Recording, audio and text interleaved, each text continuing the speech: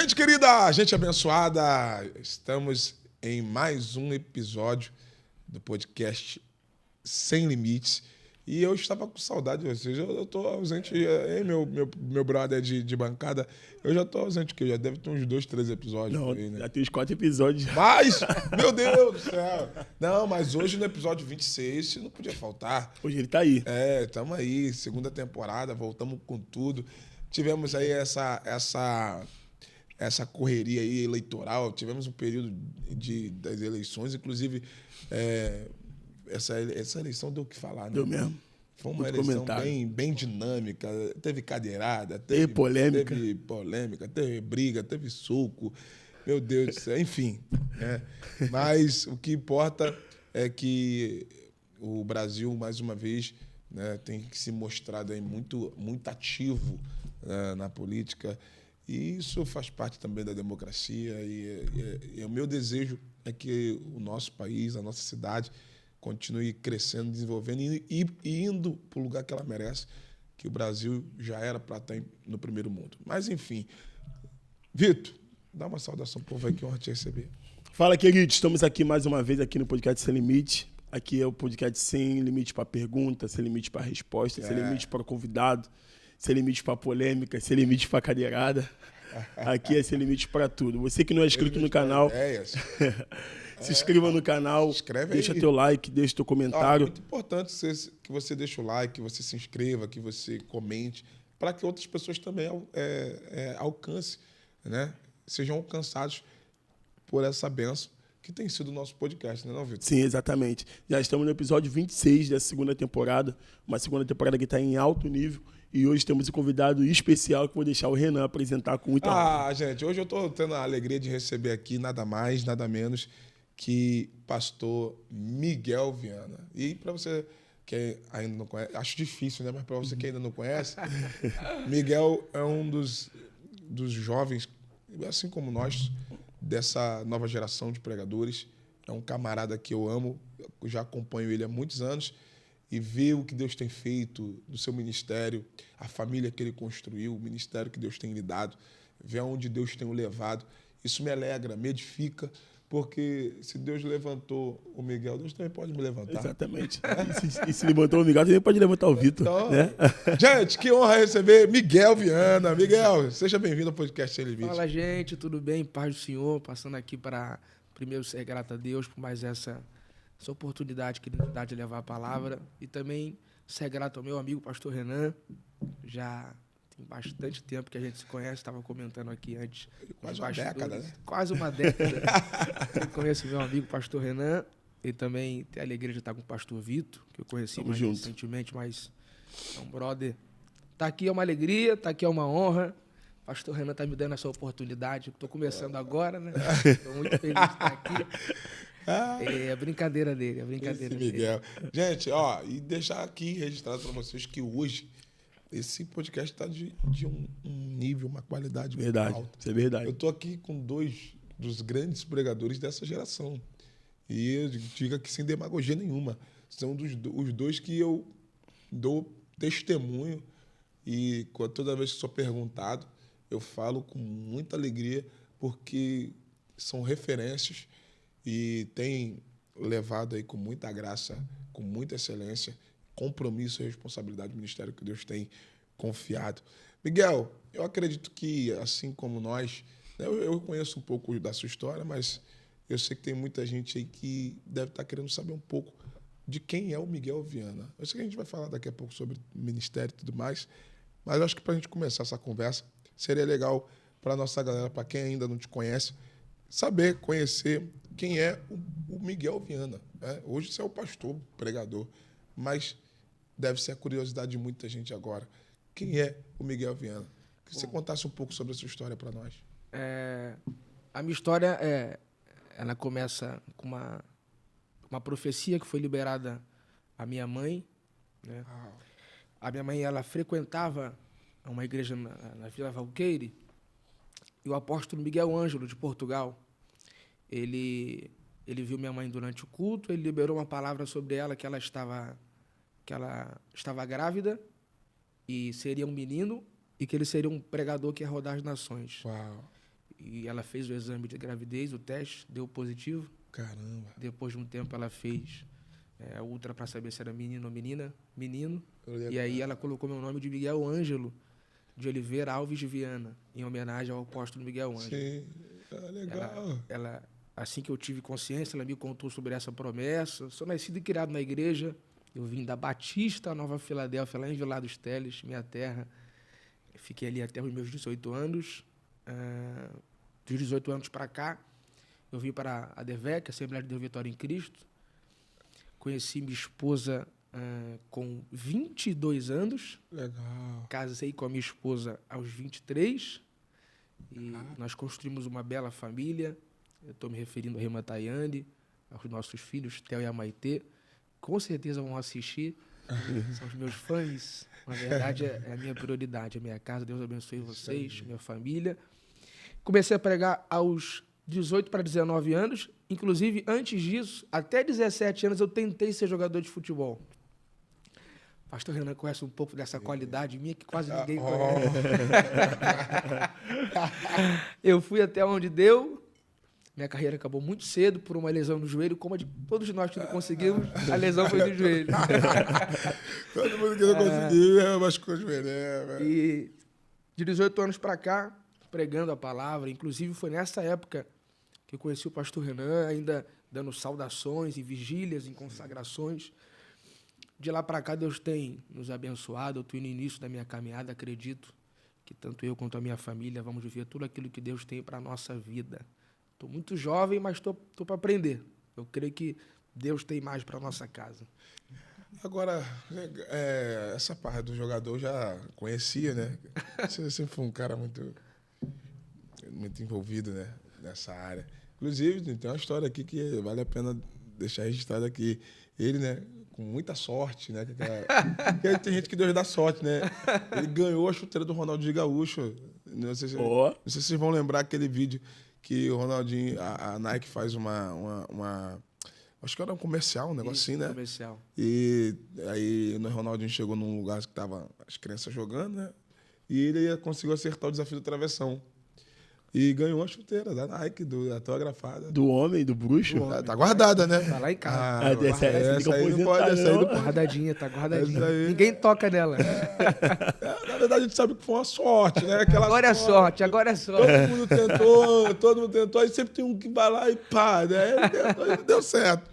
Mas, brincadeiras à parte, claro, o Miguel, a gente sempre brincamos junto, né? Sempre jogamos bola junto e sempre teve uma qualidade diferenciada, isso é verdade.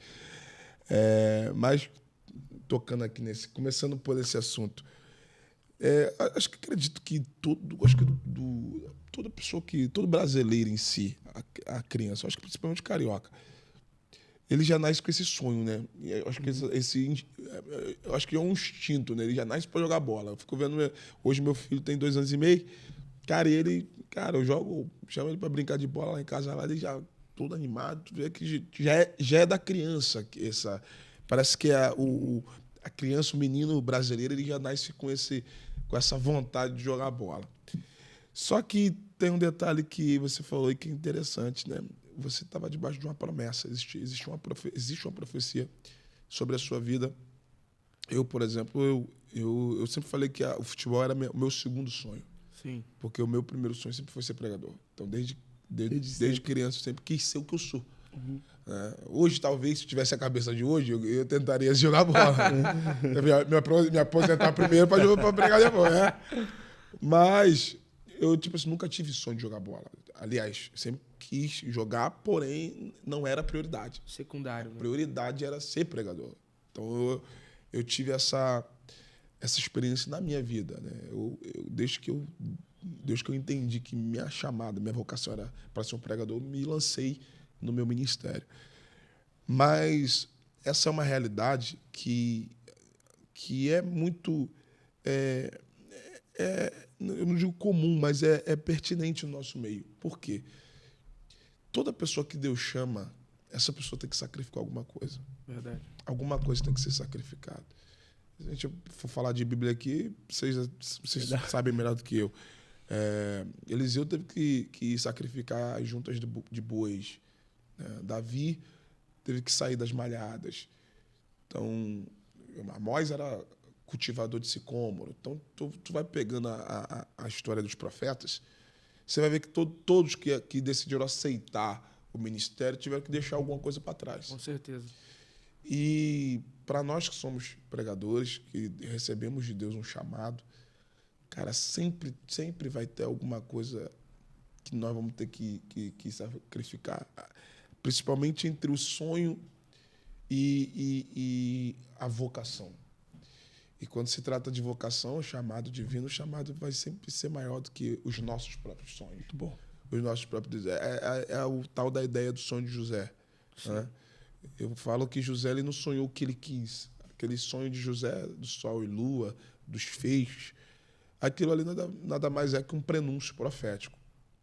Ou seja, ele está tendo uma revelação do que Deus tinha para ele. Eu, quando prego sobre José, eu falo que os sonhos de José, na verdade, eram os sonhos de Deus para José. José ele tinha uma capacidade diferente de qualquer outro. Porque enquanto nós trabalhamos com nossos sonhos, o nosso sonho é fruto da nossa imaginação. Imaginar é a capacidade de criar imagens em nossa mente. E José ele conseguiu fazer algo que é diferente dos outros, porque José ele conseguiu sonhar os sonhos de Deus. Isso aqui é extraordinário. Então, eu acredito que o cara, quando consegue sonhar o que Deus sonha para ele, esse cara está chegando ele está chegando num nível de entendimento de que, de fato, ele está dentro de um plano, de um propósito divino e ele já está enquadrado ali. Então, você como um jogador, eu te acompanhei muito também nessa tua fase inicial. Isso é algo que é muito latente, né? Porque a pessoa que tem, principalmente quem tem um sonho mesmo de ser jogador, ele vai até a última instância da possibilidade. A gente sabe que o futebol também é um pouco injusto, que às vezes não é só ser jogador, às vezes é empresário, é aquilo ali, é oportunidade. Então, são muitas coisas que interferem. Mas olhar para você é um exemplo de que os sonhos de Deus ele sempre será maior, né, do que o nosso. Então, a pergunta que eu vou te fazer, para a galera também já entender também um pouco mais sobre isso, como é que foi para você você entender que, cara, não, o futebol eu vou largar, vou parar e eu vou caminhar para cá, mesmo incerto, mesmo sem saber se ia dar certo. Como é que é você abrir mão de algo que você queria muito para você aceitar um chamado, uma chamada divina? Como que foi para você ter esse entendimento, essa decisão? Então, eu dou muito crédito e respeito às orientações que meu pai me deu. Top. Eu acho que, Renan, não só para essa, mas para todas as áreas da nossa vida, Vitor, tão importante quanto sonharmos nossos filhos serem advogados, doutores, médicos. Eu sei que você tem sonhos para os seus filhos, como eu tenho para os meus. Assim como nós sonhamos para que nossos filhos tenham uma carreira profissional bem-sucedida, tão importante quanto sonhar com isso é sonhar para que nossos filhos sejam reconhecidos por Deus. Sim. E meu pai sempre disse: Miguel, eu acredito nos seus sonhos, eu acredito nos seus projetos, mas Deus tem um plano para a sua vida. Uau. E assim, desde o dia que eu entendi isso, na minha mente, a mudança de rota já estava sendo construída e programada. Eu digo, em uma das minhas mensagens que prego, que todo aquele que é chamado por Deus, ele precisa estar pronto a mudar de rota quando o céu lhe pede. Uau. Alguns textos nos dão essa referência. João 4 é uma referência linda. A pesca de Pedro, quando a rede está lotada, ele muda a rota. É o que você falou muito bem, né? Que todo aquele que tem um chamado de Deus, ele precisa renunciar a alguma coisa. Isso também se cumpre no próprio Cristo. Se há um exemplo que a gente pode citar, tá? É que Cristo deixou a sua glória para cumprir todo o seu propósito. Então, até Cristo soube renunciar a alguma área da sua vida para que o ministério fosse exercido na obediência daquilo que Deus tinha para a sua vida. Então, se Jesus, que é Jesus, deixou esse exemplo para a gente, imagina nós.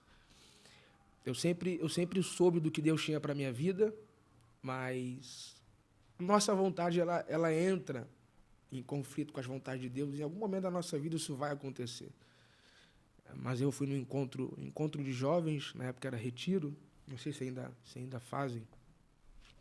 E nesse retiro, Deus tratou muito comigo nessa área. No terceiro dia, Deus tratou muito comigo, eu voltei decidido a não mais me dedicar a isso. Comecei a trabalhar de carteira assinada no centro da cidade, para que eu pudesse ter tempo para pregar. Eu saía do trabalho às 5, e eu lembro que eu já pregava em algumas igrejas.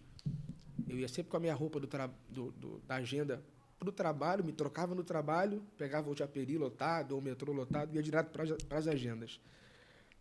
Teve um dia que eu estava ministrando na DVEC Cabo Sul, ainda trabalhava, e eu cheguei bem atrasado no culto. Falei, pastor Alessandro, me perdoa, vim direto do trabalho. Ele falou assim, meu filho, isso acontece, vai chegar a sua hora.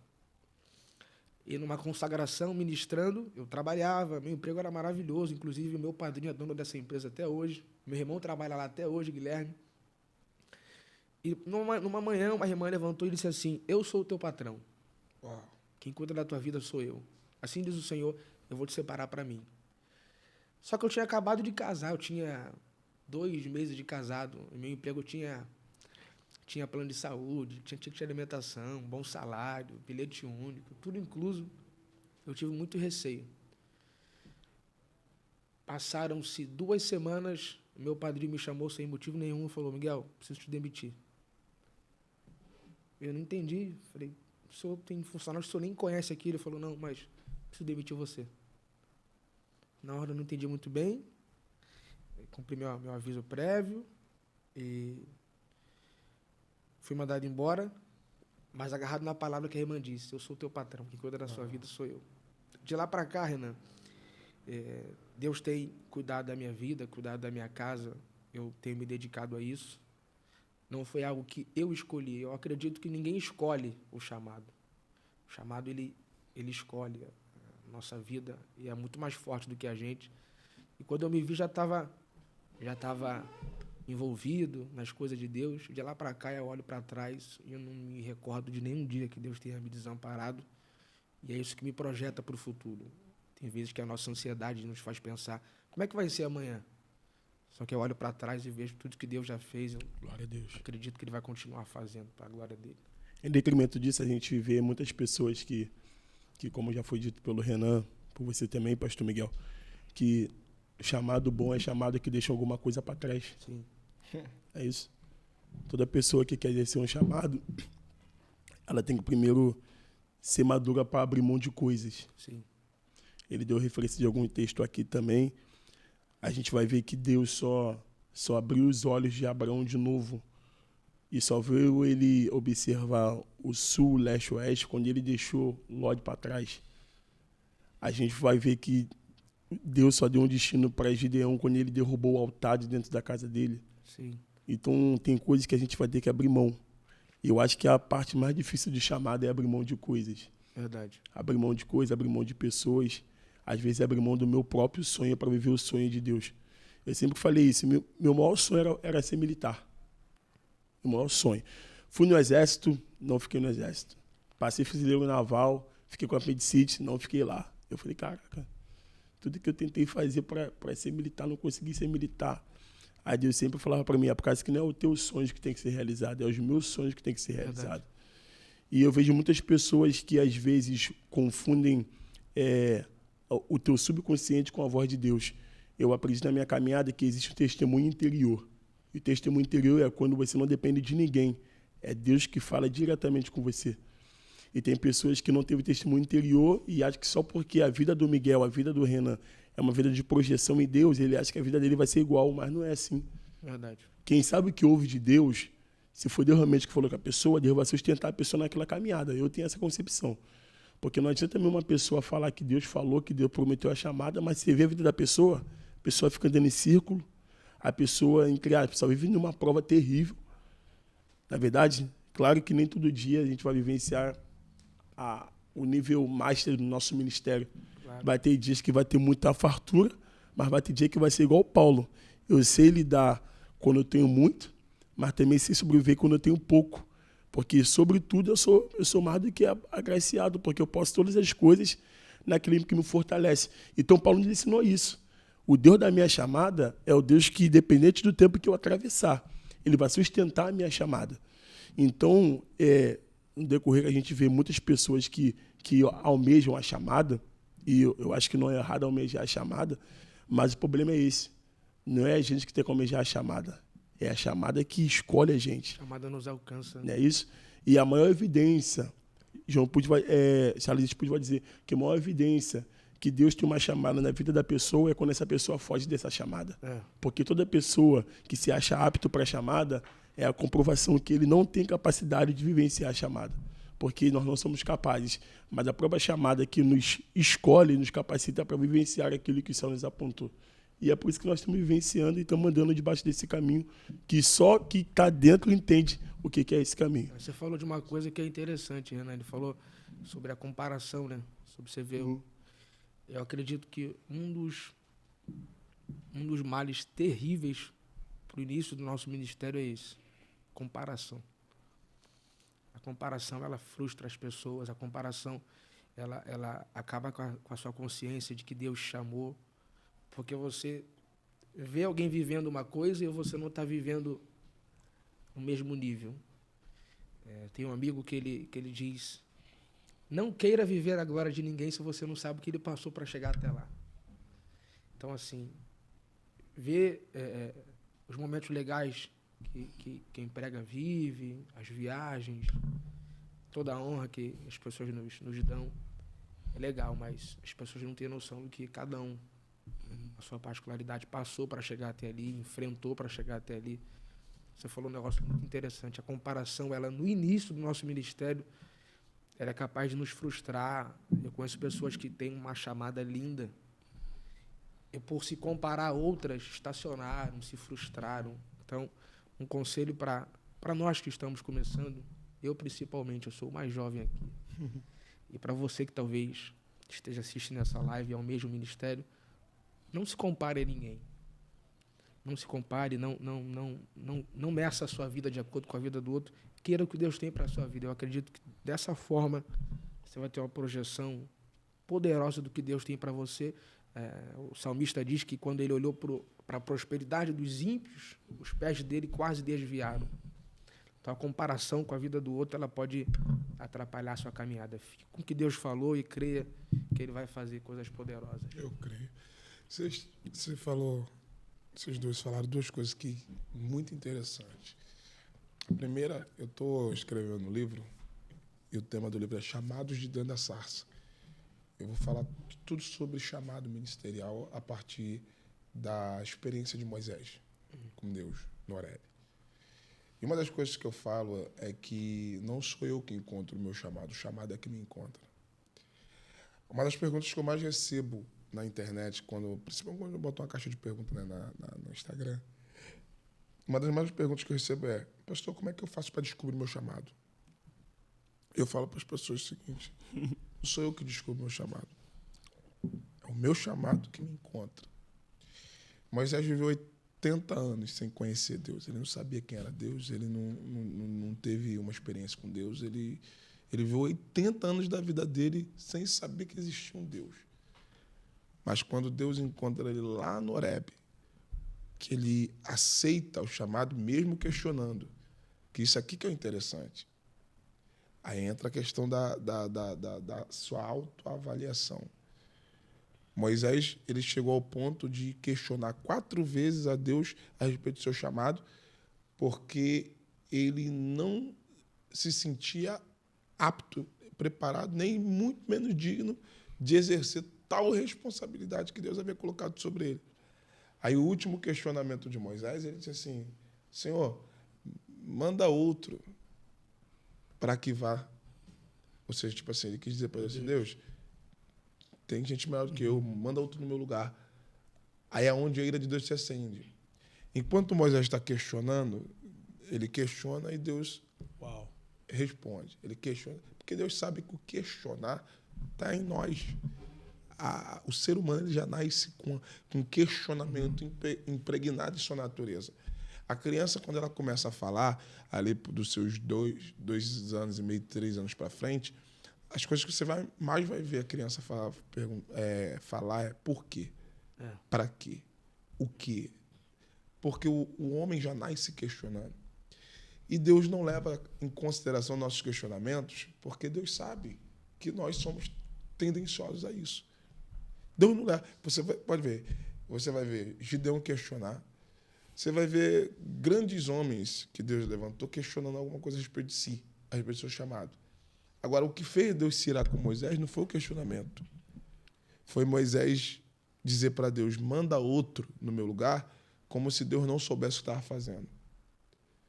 Se tem uma coisa que deixa Deus irado, é você questionar a Deus como a sua escolha, como se ele não soubesse o que estava fazendo. Quando, na verdade, não é o que eu vejo em mim, mas é o que Deus enxergou em mim. Porque se eu for questionar a respeito do que eu conheço a respeito de mim, eu vou falar que eu não estou pronto, não sou digno, não estou preparado. Só que todas as vezes que eu questiono alguma limitação da minha parte, a gente precisa entender que a ótica de Deus é diferente. Enquanto nós enxergamos em nós os nossos defeitos, Deus enxergou em nós qualidades que nem mesmo nós enxergamos. Um exemplo disso é o Gideão. Deus aparece para ele e diz assim, o anjo do Senhor aparece para ele e diz, o Senhor é contigo, varão valente e valoroso. São duas coisas que Deus vai afirmar a respeito de Gideão. E detalhe, antes dele questionar qualquer coisa. Aí, quando você vai ler o questionamento de Gideão, quais foram os 2 questionamentos de Gideão? Primeiro, ele diz, minha família é pobre. Eu sou o menor. Segundo, eu sou o menor. Quando ele diz que ele é o menor aqui, ele está dizendo assim, eu não tenho voz ativa na casa do meu pai. Eu não tenho influência na casa do meu pai. E ele está dizendo, eu sou pobre. Só que antes dele dizer que era pobre e antes dele dizer que é o menor, ele falou de o que foi que Deus disse? Tu é valente e valoroso. Ou seja, o teu valor não está na riqueza que tua família tem. Está em você. Valente e valoroso. Valente. Por que valente? Ele diz, eu sou o menor. Ou seja, dos da minha casa eu sou menos preparado, o menos capacitado. Deus disse, para mim você é o mais valente. Então, antes dele questionar, isso é a prova que Deus nos conhece tanto, que antes de Gideão questionar qualquer coisa, Deus já tinha dito para ele as qualidades que Deus precisava dele. E que Gideão não tinha percebido que ele tinha isso. Então, quando, voltando aqui a falar de Moisés, o que deixou Deus irado foi Moisés questionar o seu chamado como se Deus não soubesse o que estava fazendo. Ele disse, manda outro no meu lugar. Então, não é não sou eu que encontro o meu chamado. É o meu chamado que encontra. E isso aqui é o lindo. Ele andou 80 anos do Egito a Midian. Mas 1 hora ele chega no Horebe. E isso é o que eu gosto de Deus. Porque Deus deixa a gente andar para lá, joga a bola para cá, faz isso aqui, faz aquilo ali. 1 hora. Militar. 1 hora tu chega no Horebe. Vou te falar uma coisa. Tu chega no Horebe, Deus diz. Deus te tá te esperando você. Vou te falar uma coisa que eu também tenho estudado sobre Moisés, esse capítulo 3.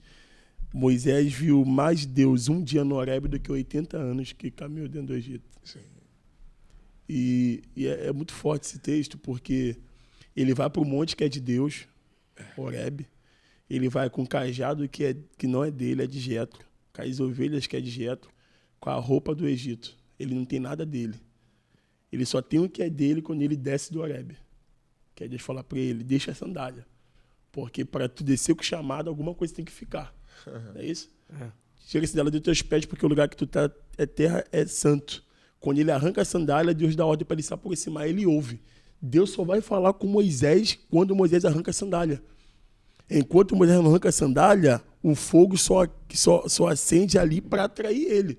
Mas para se aproximar, tem que arrancar alguma coisa. É isso? Eu gosto do comentário do Dr. Charles Swindoll. Ele comenta algo a respeito de Moisés que é interessante. A vida de Moisés é dividida em 3 partes de 40 anos cada. Os primeiros 40 anos da vida de Moisés, ele pensa que é alguém. Que ele é o neto de Faraó, ele come da melhor comida, a melhor roupa é dele, o melhor estudo é o dele, ele tem ouro, tem prata, tem servos. Então ele pensa que é alguém. A segunda fase dos 40 anos é onde ele está com Jetro. E ele entende que ele não é ninguém. que até ovelha que ele toma conta não é dele. A terceira fase de 40 anos é quando Moisés aprende o que Deus pode fazer com ninguém. Ele vive o auge do seu ministério.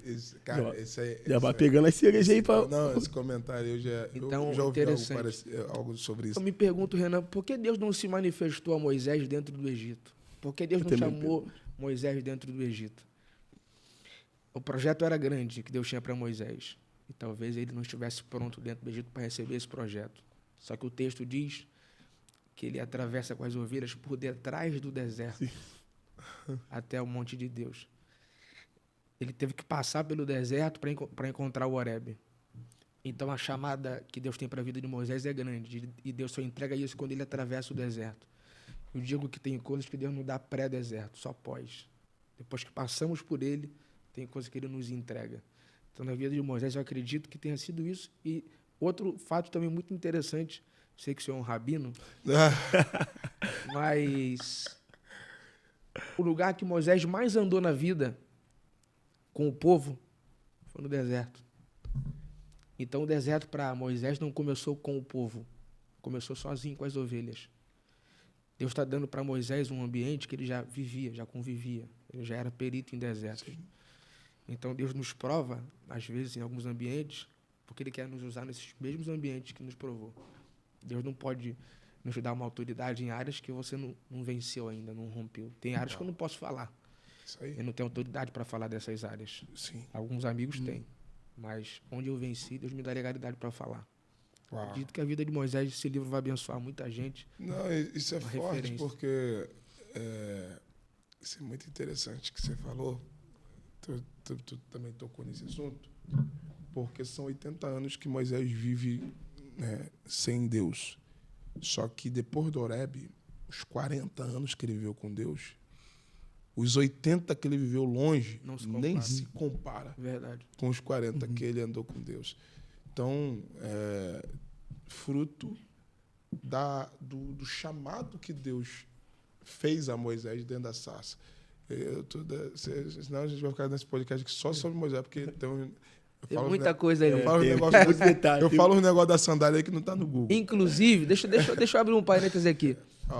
Eu fui batizado no Espírito Santo, deve ter uns 10 anos isso. E o Renan estava pregando sobre Moisés numa vigília lá em Vilar dos Teles. Eu lembro até hoje, o dia que eu fui selado com o Espírito Santo, foi nessa vigília. Então Moisés merece o nosso tempo.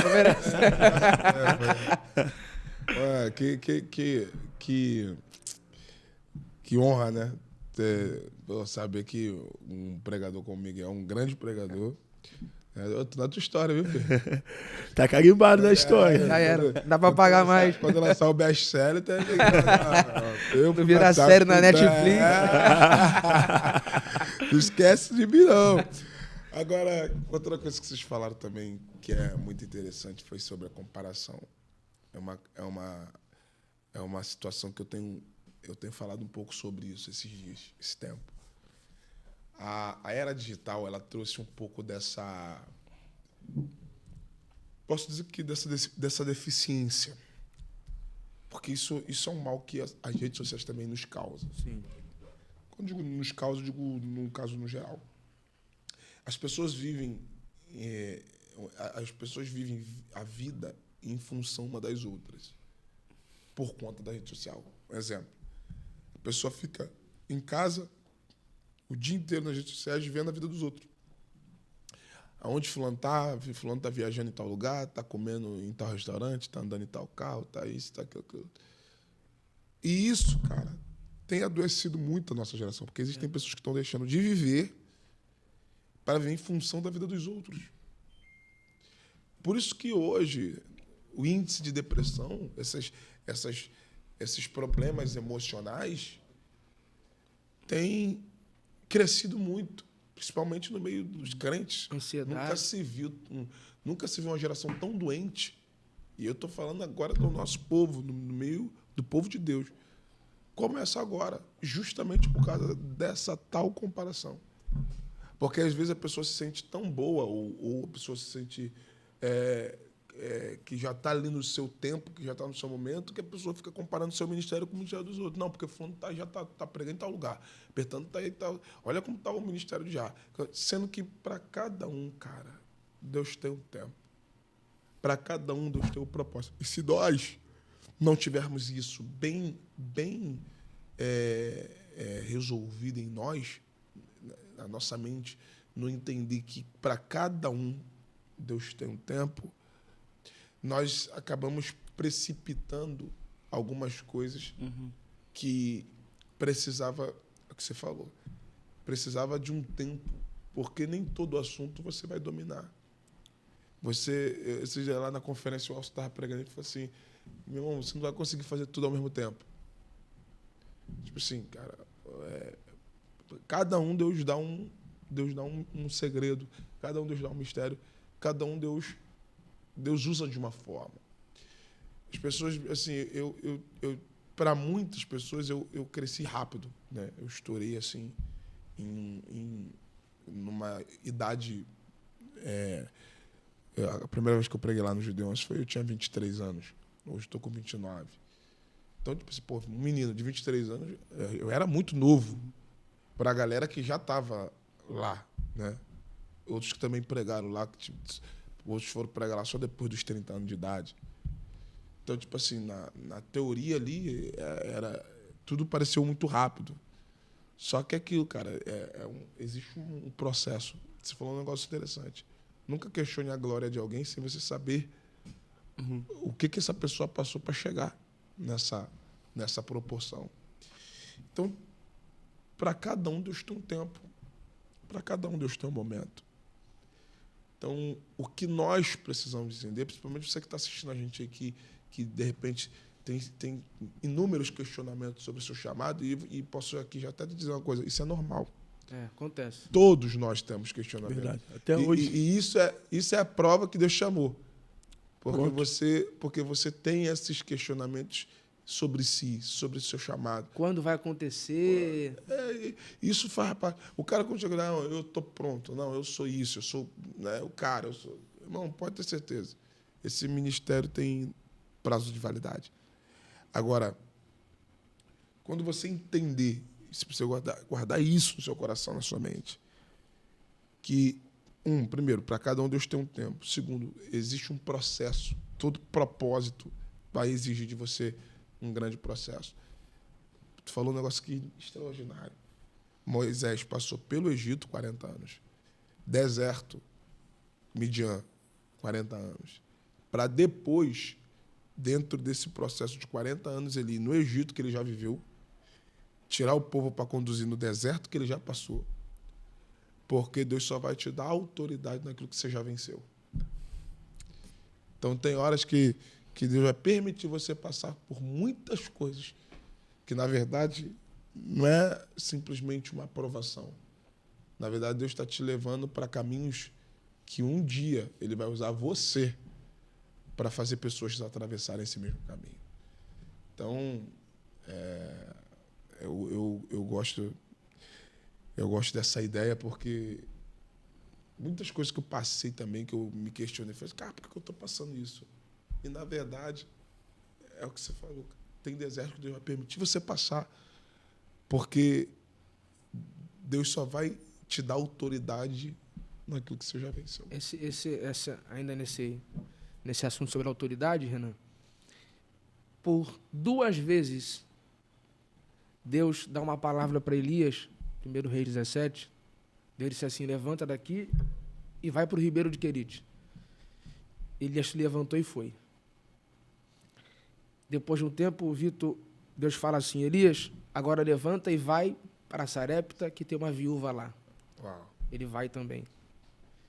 Então a gente percebe 2 coisas aqui. Primeiro, Deus mandou Elias ir para o ribeiro, ele foi. Segundo, Deus mandou Elias ir para Sarepta, ele foi. Em Sarepta, ele falou para a mulher assim, mulher, vai e prepara para mim um pedaço de pão, um bolo. Olha como é que a ordem das coisas aconteceram. Eu sei que pode parecer muito simples, mas como me abençoou. Elias pode mandar a mulher ir, porque um dia ele já foi. Uau. O vai pro Elias não é uma novidade. Deus falou para ele, vai também. Então, por Elias ter ido 2 vezes, ele pode ter moral para falar assim, vai. Elias não pode mandar ninguém ir se ele nunca tivesse ido, obedecido à voz de Deus. Que é obedecer. Então, nessa área de ir, Elias entende. É Elias falando assim, mulher, eu fui 2 vezes e deu certo.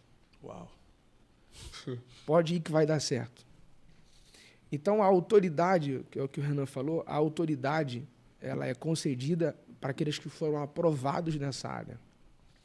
Elias pode mandar a mulher ir, porque um dia ele já foi. Deus, ele não está, às vezes, te amassando. Ele está te dando autoridade nessa área para que você seja um canal para outras vidas. Existem assuntos que eu tenho a certeza que eu não domino. Pastor Silas, que é o meu pastor, ele fala que em escatologia é uma área que ele... Eu também sou uma área que na escatologia eu não entendo. Quase ninguém, né? E por mais que eu estude, eu não vejo... assim, Deus dá para cada um a sua chamada, inclusive o seu potencial. E também é importante dizer, pastor Renan, sobre o tempo que você falou, eu talvez não pregue nos Gideões. Eu não sei se é isso que Deus tem para a minha vida. Mas o que eu tenho que estar satisfeito é que eu já estou vivendo o que Deus tem para mim. Uhum. Sim. Se nós entrarmos nessa ilusão de que o tempo vai trazer para nós tudo que a gente quer também, aí, mano, aí todo pregador tem que pregar nos Gideões, todo pregador tem que pregar nos eventos, todo pregador tem que pregar. E a gente sabe que não é assim. Você talvez já esteja vivendo o auge do seu ministério sem saber disso. Sim. É só você olhar para trás, espera aí, eu não era nem crente, já fui lavado, batizado, sou remido, sou do corpo, prego na minha igreja, sirvo na minha igreja. Porque a gente pode entrar numa ilusão, você pode falar isso melhor do que eu, Renan, Vitor, de que todo mundo vai chegar onde sempre sonhou. Verdade. E o pastor me ensinou algo, o pastor Bruno me ensinou algo muito interessante. Hoje em dia, a pregação ela é poderosa, mas se você for maltratado no estacionamento da igreja, você não fica no culto. É verdade. É verdade. Se você for mal recebido, porque o culto hoje é um conjunto. Uhum. Ele começa na salinha das crianças, ele passa pelo estacionamento, ele passa pela recepção. Se todo mundo for para os Gideões, quem vai ficar no estacionamento? Quem vai servir envelope? Verdade. Quem vai limpar a igreja? Quem vai ajudar na cantina? Quem vai dar um bom sorriso para alguém? Então, assim, procure entender se você já não está vivendo o que Deus tem para a sua vida hoje. Porque senão você fica numa sede desenfreada de chegar em lugares que talvez Deus não tenha para nós. Eu sou muito confortável com isso. Hoje eu vivo com a minha família bem, eu tenho um ministério, claro que eu tenho objetivos e sonhos, mas eu tenho a plena certeza que o que Deus tem para mim vai acontecer. Talvez eu não vou falar nos Gideões, é um sonho, talvez eu não vá falar, e tá tudo bem. Tá tudo bem. Assim, ter essa consciência, Vitor, de que Deus, a nossa porção vai chegar até a gente. Eu acredito nisso. Acredito também. Sobre o tempo, quer ver uma coisa? Isabel vai ficar grávida, avançada em idade. Esposa de Zacarias, Lucas capítulo 1. Velha, ela engravida. Maria, virgem, engravidou. Se for parar para pensar, será que Deus não atrasou uma e adiantou outra? Uma engravidou virgem, a outra engravidou velha. E aí a gente fala do tempo. Olha como é que é o tempo de Deus para cada um. Ultrapassou o tempo. Elas eram próximas, mas cada uma gerou no seu tempo. Quando nós entendemos isso. Isso aí. E qual é a alegria que a gente tem para falar disso? É que ambas geraram. Velha ou virgem, nova ou velha, o importante é gerar. Acredite no tempo de Deus para a sua vida, que Isso é forte. ele é perfeito. Isso é forte. Um amigo meu estava conversando Isso aí. comigo. Dá mensagem, viu? E ele falou para mim assim, você não é ambicioso. Você é muito natural. Ele falou para mim, você é muito natural. Se você soubesse as conexões que você tem, você já teria furado muita bolha e tal. Eu falei para ele, mas eu sou um tipo de cara também que sou muito pé no chão e eu espero acontecer naturalmente, sabe? Eu acho que tudo que tem que ser tem sua força. Sim. Vai acontecer. Acho que as coisas têm que ser naturais e pelo fato de eu ser tão natural, as coisas acontecem. Sim. E ele estava falando comigo, eu falei para ele a seguinte coisa, Tem muitas pessoas, eu estava falando com alguns amigos de lá, de onde eu moro, eu falei para eles assim, tem pessoas que querem pregar fora do Rio de Janeiro, mas a unção dele é só para o bairro. Eu acredito que há diversos níveis de unção. Se você tem uma unção para pregar para 50, Deus não vai te colocar para pregar para 1000. Para pegar para 1000 pessoas é outro nível de unção. Eu acredito nisso. Tem pessoas que a unção dele é para pregar, por exemplo, Bangu. E não é porque Deus não é na vida dele, porque outra pessoa está dominando o Brasil inteiro. Não. Deus deu para ele Bangu, ele tem que ser feliz ali em Bangu. Agora outros, vai Bangu, Campo Grande e Realengo. Outros, vai rodar o Rio de Janeiro inteiro. Outros o Brasil inteiro e outros o mundo inteiro. Então eu acho que antes da pessoa saber aonde ela quer ir, ela tem que saber qual é o nível da minha unção. Ela tem que dar valor também. O que foi derramado sobre minha cabeça? Davi. Todo mundo conhece a história de Davi. A primeira unção foi dentro da tua casa, na presença dos irmãos. Para depois ser aclamado em Hebrom, para depois em toda Jerusalém. Já estava ungido. O reino que não tem fim. Sendo que teve tempo para tudo. O tempo de ser ungido em Hebrom, que foi 7 anos, se não me falha a memória, e depois vai reinar 37 anos em toda Jerusalém. Um processo, né? Então tem pessoas que não respeitam esse processo. Às vezes a chamada é nítida, é evidente, Entendi. Mas pelo fato da pessoa às vezes querer forçar uma coisa que não está no tempo de forçar, ela acaba atrapalhando Deus de agir sobre a vida dela. Sobre Davi, você falou de Davi, Renan, tem um fato interessante, você falou da unção que começou em casa, muito lindo que Deus fez na vida de Davi. Tem um detalhe que eu me atento muito a história dele. Davi cuidava de poucas ovelhas e malhadas, é o que o texto diz. Vocês sabem que as ovelhas malhadas, elas não têm o valor de uma ovelha comum. Não dá vitrine. Né? É como se fosse o original e a réplica. Ele cuidava Sim. Só que tem um fato que me chama a atenção. Eu sei que é muito simples, mas pelas poucas e malhadas ele enfrentou leão e urso. Se pelas poucas e malhadas ele enfrentou leão e urso, aí Deus achou um rei para Israel. O nosso problema é que nós desprezamos as poucas e malhadas sem saber que elas podem ser a chave para todo Israel. Uau! Se você não der valor para Bangu que você está, talvez Deus não te entregue o Brasil. Exatamente. É uma agendinha, uma igreja de menor expressão. Talvez Deus está te testando ali para ver se ele pode te entregar as grandes. Eu digo sobre José. Primeiro lugar que José revelou um sonho, não foi para Faraó. Foi para 2 prisioneiros.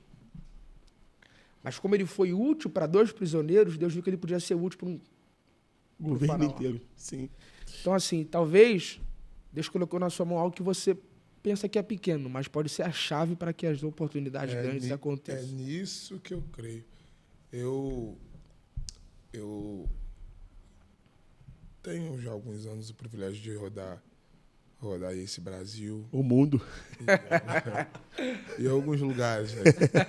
Eu só vou até Petrópolis. Mas eu lembro que antes dessa ascensão, antes de ter essa agenda assim bem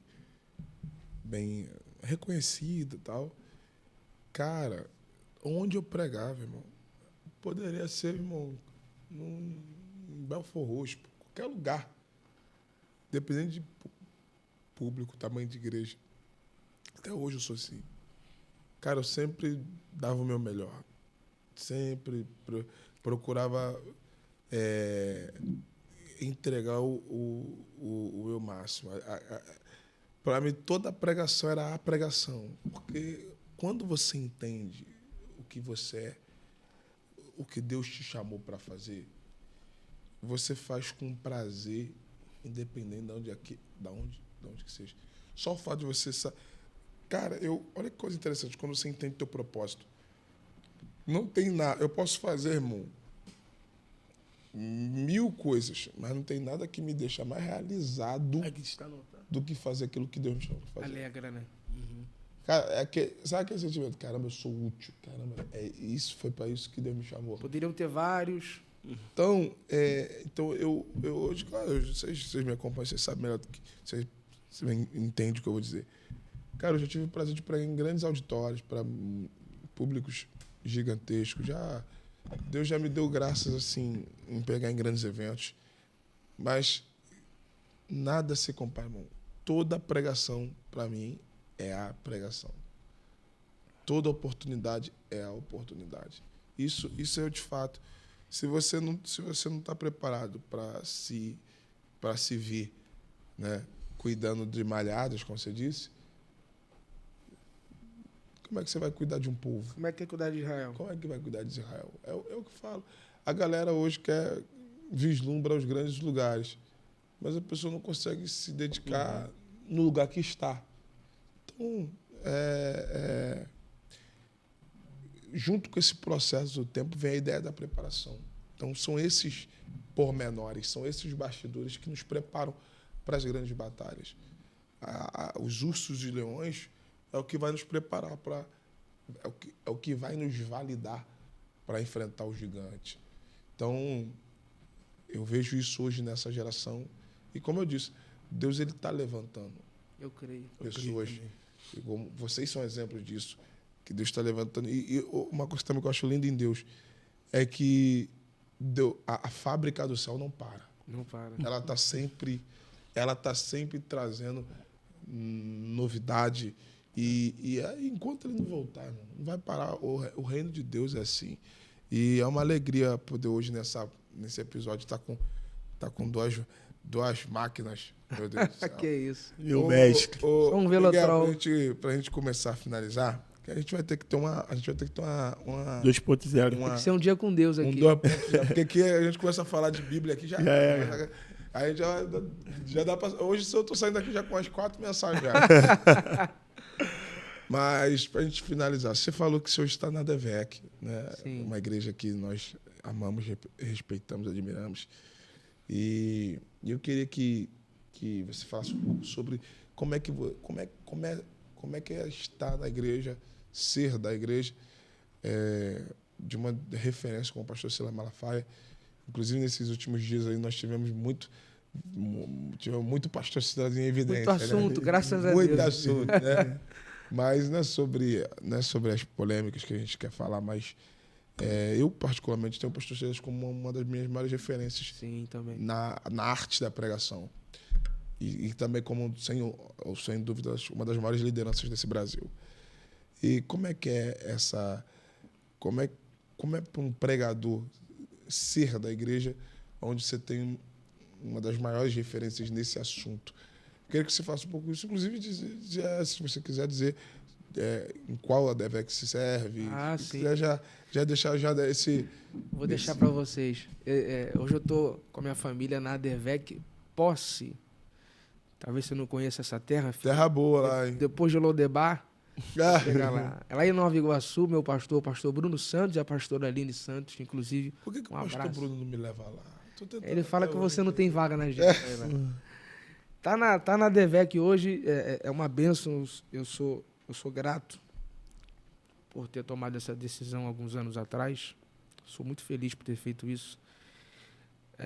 Meu pastor não é só um pastor apacentador. Sim. Ele foi um dos maiores evangelistas Sim. do nosso Brasil e do nosso mundo. Sem dúvidas. Pastor Silas, ele viveu na itinerância por muito tempo e de uma maneira muito intensa, com as cruzadas que ele fazia, com 500 mil de pessoas, 200 mil pessoas, enfim. E hoje ele parou para pastorear. É um lado bom, porque ele conhece o nosso lado da história. Sim, ele sabe correria, o nosso cala perto. Mas também é uma responsabilidade. A gente sabe que pastor Silas é uma referência, é uma voz profética.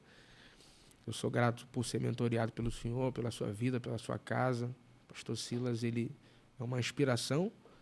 Acho que para todos nós, né, Renan? Ele é. Que pregamos, o Vitor também. Ele é. Para todos nós Sem é uma dúvida. referência. E 0-0. hoje, assim, é só seguir a cartilha, né? É só... Só seguir a cartilha, não olhar para a direita nem para a esquerda. Isso aí. E aí, assim, eu tive a oportunidade esse ano de pregar a convite dele. Eu preguei lá na nossa sede. E quando eu cheguei na igreja, ele não costuma ir na primeira vez do pregador, para ficar mais à vontade. Quando eu cheguei e eu vi ele lá, algumas letras sumiram da Bíblia, eu fiquei um pouco tenso. mas ele, numa brincadeira antes de pregar, disse: esquece que eu tô aqui, esquece que esse povo tá aí e prega. Eu disse: é impossível esquecer que o senhor tá aqui, mas eu vou tentar. Pastor Silas, ele é alguém muito amável e ama demais. Você sabe do que eu estou falando? Sim. Eu acredito que ele, esse leão das redes sociais, esse defensor da fé, da pátria, da família, ele é preciso, ele é alguém que faz a diferença. Mas só quem conhece o pastor Silas, abençoador, dá oportunidades. Sim. Ele é alguém que perdoa. O coração dele é um coração magnífico. E eu sou grato a Deus por ter vivido nesse tempo, ter sido mentoreado e pastoreado por ele. Eu sei que não vai ser para sempre, mas eu tive esse privilégio. E assim, eu espero poder servir a DEVEC cada vez melhor, junto com a minha família, viver tudo que Deus tem para a nossa vida lá. Um povo abençoado do Brasil. Deixa eu falar uma coisa que é verdade. O pastor Silas é um cara muito generoso. Eu tive essa experiência de conhecê-lo de perto, de ter momentos com ele. E, sem dúvidas, se todo mundo conhecesse esse Silas Malafaia, poxa, as pessoas iam ter uma outra perspectiva, né? Uma ideia diferente. Quem vê ele ali nos posicionamentos não tem noção do paizão que ele é. Um cara com um coração extraordinário. Eu também tive o privilégio de poucos, né? Eu tive a oportunidade de substituir ele numa agenda, né? Meu Deus. Não sei se isso é bom ou se é ruim. Ele ficou com um problema de saúde. Nada muito grave, mas me ligaram, né? O telefone tocou. Não, você vai lá no lugar do pastor Silas. A pedido dele. Aí preguei e tal. E no outro dia ele me ligou. Eu tive essa honra. Meu coração. Recebi uma ligação do homem. E assim, foi uma experiência muito, muito bacana. Ele marcou minha vida e... né, mas agora que eu voltei a pregar lá, melhor ainda, fica melhor ainda. Graças a Deus. Perpetuamente, se Deus quiser. Gente, esse foi mais um episódio. Que alegria poder receber. Miguel, você é um camarada extraordinário, nos agraciou e nos enriqueceu com a sua presença, com a sua história, né? E meu desejo é que você, tanto você quanto o Vitor, que vocês voem e que vocês vão bem mais longe do que Deus já tem me levado. Eu, daqui a pouco, penduro a chuteira, mas vocês vão... Muito, rapaz. Vocês são daqui a mais pouco, novos. porque vai ser um Gesiel Gomes, entregar com 90. Vocês são mais novos, vocês vão mais longe, entendeu? Mas que Deus continue abençoando e que Deus levante também, assim como vocês, Deus levante uma geração aí que está nos assistindo e nos acompanhando também, uma geração poderosa, que ame a palavra de Deus, que tenha compromisso com o altar, que tenha vida com Deus e eu sei que Deus vai honrar muito, muito, muito, muito a fé de vocês. Gente, esse foi mais um podcast, né, Vitor? E semana que vem, estaremos fica aqui atento firme. Aí. Tem novidade boa vindo aí, tem muito convidado do céu aí para estar com a gente aí. Miguelzinho, que Deus te abençoe. Obrigado. Sua jornada multiplique. Vamos já começar a movimentar aí para tu vir de novo aí pra gente continuar esse bate-papo, tá? Gente, beijo no coração. Não se esqueça de comentar, se inscrever, tá bom? Deixar o like aí. Todo mundo. E até o próximo episódio do podcast Sem Limite. Deus abençoe. Valeu!